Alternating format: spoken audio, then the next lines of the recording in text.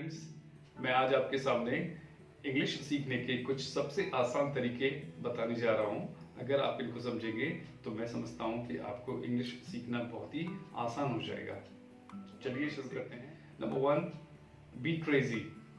जुनून होना चाहिए आपको। किसी भी चीज़ को सीखने के लिए आपके अंदर जुनून होना ज़रूरी है। इंग्लिश चूंकि एक फॉरेन लैंग्वेज है, इसके लिए जुनून होना ज़रूरी है। बहुत सारे स्टूडेंट्स मेरे पास आते हैं और पूछते हैं कि सर हम कितने दिन में इंग्लिश सीख सकते हैं। तो मैं कहता हूं उनसे कि आप खुद, आपका जुनून, आपकी मेहनत, आपका ऑब्जेक्ट आपको बताता है कि आप कितने दिन में इंग्लिश सीख सकते हैं। Next point is be confident. आपको बहुत ही कॉन्फिडेंट होना होगा। इंग्लिश बोलते समय, सीखते समय अगर आप कोई गलती करते हैं तो आपको डरने की जरूरत नहीं है, क्योंकि ये आपकी भाषा नहीं है। Think in English. आपको सभी शब्द, चाहे कोई भी हो, रोजमर्रा की चीजें हों, आपको इंग्लिश में ही सोचना पड़ेगा। फॉर एग्जाम्पल, अगर मैं आपके सामने कहूँ ये कलम है, तो ये कलम को नहीं सोचना है मुझे, डायरेक्टली सोचना है माइंड में दिस इज अ पेन। तो पेन को अगर मैं सोचूंगा और उसको डेली की सेंटेंसेस में यूज करूंगा तो मेरे लिए ये पेन हो जाएगा। ठीक है, इसके बाद हम नेक्स्ट देखते हैं, speak as much as you can. आप जितना ज्यादा बोल सकते हैं उतना बोलने की कोशिश करें। चाहे आपको एक वर्ड आए, दो वर्ड आए, तीन वर्ड आए, एक सेंटेंस आए, दो सेंटेंसेस, आप उनको बोलने की कोशिश करें। Next is choose the environment which is feasible to learn English, especially with the students. अगर आप स्टूडेंट हैं तो आपको एक ऐसा वातावरण, एक ऐसा एनवायरनमेंट, माहौल आपको तैयार करना पड़ेगा जिसमें आप हर वक्त इंग्लिश को बोल सकें, सीख सकें, सुन सकें, समझ सकें।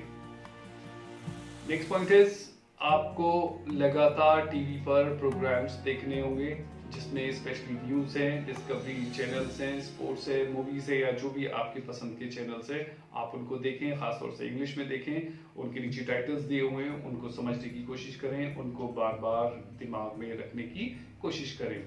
आइए चलते हैं नेक्स्ट पॉइंट पर। अगर आप स्टूडेंट हैं और आप इंग्लिश सीखना चाहते हैं तो आपको एक प्लान सेट करना होगा जिसके थ्रू आपको पढ़ना पड़ेगा। आप ये प्लान डेली के हिसाब से, वीकली के हिसाब से, फोर्टनाइटली या मंथली बेसिस पर आप इसको बना सकते हैं। और अपना टाइम आप सेट कीजिए कि आपको 1 घंटा पढ़ना है, 2 घंटा पढ़ना है, 3 घंटा पढ़ना है, या जो भी आपका ऑब्जेक्ट है उसके हिसाब से आपको अपना प्लान सेट करना। लगभग रोजाना 20 से 20 वर्ड्स, नए वर्ड्स आपको चुनने होंगे जो आपको एक कॉपी में लिखने हैं और उनको रोजमर्रा की चीजों में अप्लाई करना है। और आपको उनकी फॉर्म्स भी याद रखनी है, फॉर्म्स भी आपको समझनी है। जो जैसे फॉर एग्जांपल कोई भी एक वर्ड है तो उसका नाउन क्या है, उसकी वर्ब क्या हो सकती है, उसका एडजेक्टिव कैसे बनेगा, इसको हमें ध्यान रखना होगा।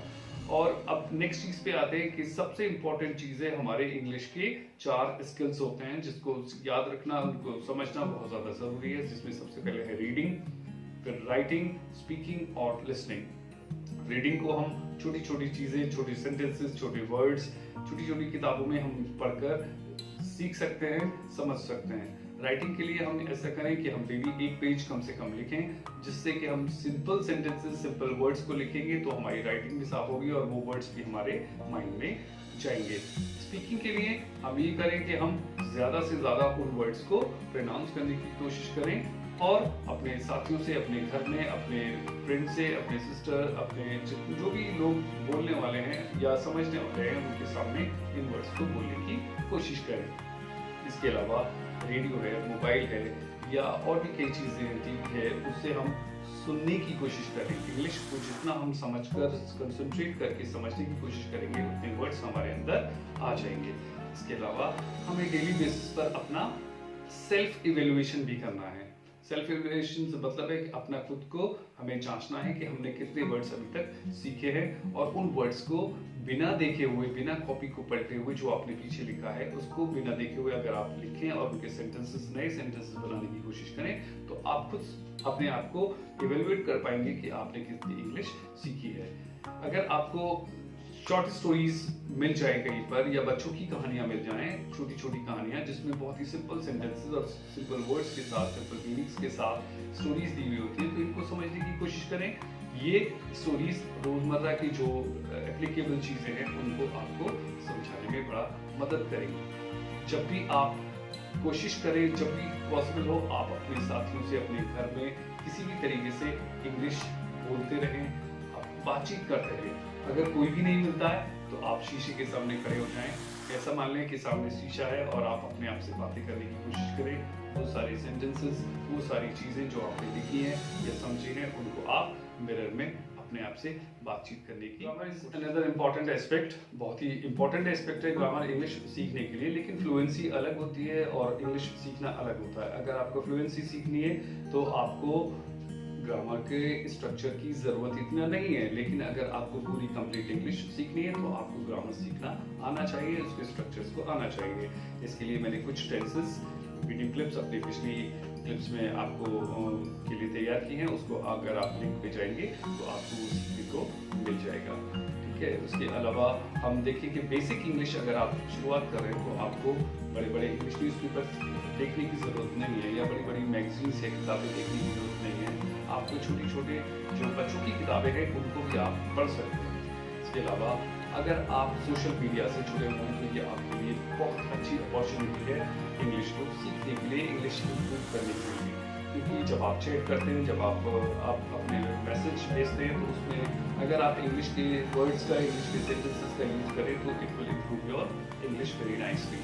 ठीक है, तो इसके साथ साथ आप ये करें कि आप अपनी वॉइस क्लिप्स को रिकॉर्ड करें और रिकॉर्ड करने के बाद दोबारा से सुनें। जो कुछ आपने सारे दिन में लिखा है या जो कुछ भी आपने समझा है उसको एक शीट पर लिखें और उसको अपनी वॉइस में रिकॉर्ड करें और उसको बार बार सुने और उसको करेक्ट करने की कोशिश करें। इससे आप खुद के टीचर बन सकते हैं और खुद अपनी आवाज़ को इवेलुएट कर सकते हैं।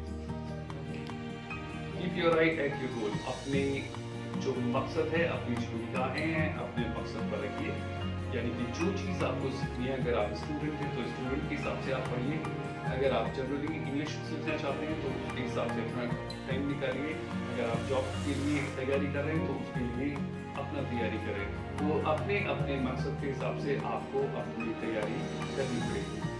इसके अलावा आपको अपने क्रिटिक्स को भी सुनने के लिए तैयार रहना पड़ेगा।